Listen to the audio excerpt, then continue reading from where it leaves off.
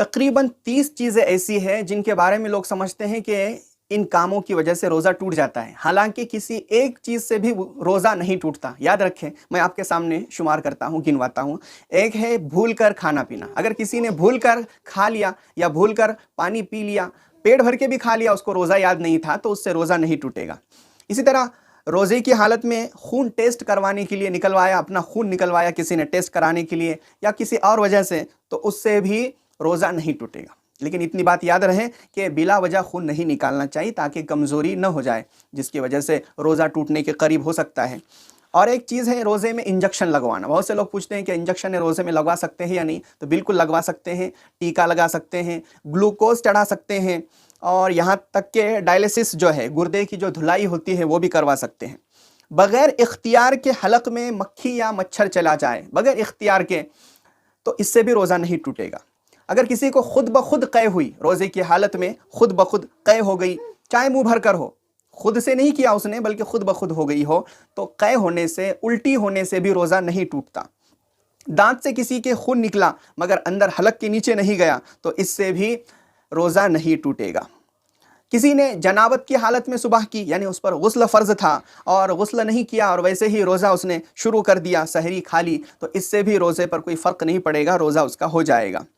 کسی نے ٹھنڈک حاصل کرنے کے لیے غسل کیا، تو آپ کو پتہ ہے کہ جسم میں مسامات ہوتے ہیں، باریک باریک سوراخ ہوتے ہیں، ان سوراخوں کے ذریعے پانی اندر چلا گیا، تو اس سے بھی ٹھنڈک حاصل کرنے کے لیے بھی کسی نے غسل کیا، جس سے پیاس میں کمی ہوتی ہے، اس سے بھی روزہ نہیں ٹوٹتا۔ کسی نے پانی سے کلی کی اور کلی کرنے کے بعد تھوڑی دیر کے بعد تھوک نگل لیا اپنا، تو اس سے بھی روزہ نہیں ٹوٹے گا۔ پسینہ یا آنسو کے ایک دو قطرے غلطی سے منہ میں بغیر اختیار کے چلے گئے، خود سے نہیں بلکہ بغیر اختیار کے ایک آدھ قطرہ پسینے کا یا ایک آدھ قطرہ آنسو کا منہ کے اندر چلا گیا، چاہے حلق میں چلا جائے، اس سے بھی روزہ نہیں ٹوٹے گا۔ روزے کی حالت میں کسی نے کان کا میل نکالا، تو کان میں کوئی چیز ڈالنے سے، اس طرح کی لکڑی وغیرہ کان کا میل نکالنے کے لیے ڈالنے سے بھی روزہ نہیں ٹوٹے گا۔ کسی نے سحری میں پان کھا لیا اور اس کی کچھ سرخی لالی اگر منہ کے اندر باقی تھی تو بھی کوئی حرج نہیں، وہ ایک رنگ ہے، صرف کلر ہے، اور اس کی وجہ سے بھی روزہ نہیں ٹوٹے گا۔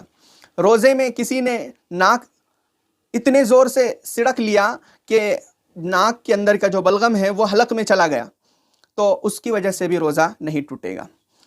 خود بخود قے ہوئی اور اس کو لوٹا لیا کسی نے، تو اس سے بھی روزہ نہیں ٹوٹے گا۔ دیکھیے، اگر قصدن قے کی، جان بوجھ کر قے یعنی الٹی کی اور پھر واپس اس کو لوٹا بھی لیا، تو اس سے روزہ ٹوٹتا ہے۔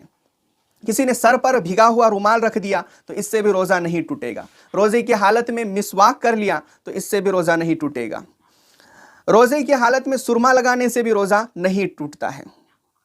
اسی طرح روزے کی حالت میں آنکھ میں دوا کسی نے ڈالی، تو اس سے بھی روزہ نہیں ٹوٹتا ہے۔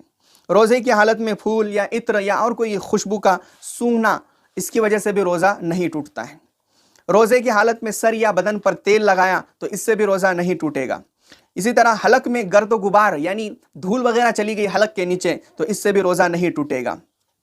بغیر اختیار کے دھواں اگر چلا گیا حلق کے اندر، تو اس سے بھی روزہ نہیں ٹوٹے گا۔ لیکن اگر کسی نے جان بوجھ کر دھواں لیا، جیسے سگریٹ وغیرہ کا دھواں ہوتا ہے، تو یقیناً روزہ ٹوٹ جائے گا۔ غسل کے درمیان بلا ارادہ کان میں پانی چلا گیا بغیر اختیار کے، تو اس سے بھی روزہ نہیں ٹوٹے گا۔ اسی طرح روزے کی حالت میں احتلام ہو جائے، یعنی غسل کی حاجت پیش آ جائے، تو اس سے بھی روزہ نہیں ٹوٹے گا۔ سونے کی حالت میں جو ہوتا ہے اس کو احتلام کہتے ہیں، ورنہ آپ کو پتہ ہی ہوگا کہ اگر کسی نے ہم بستری کر لی تو اس سے روزہ بھی ٹوٹے گا اور ساتھ میں کفارے کے 60 روزے بھی رکھنے پڑیں گے۔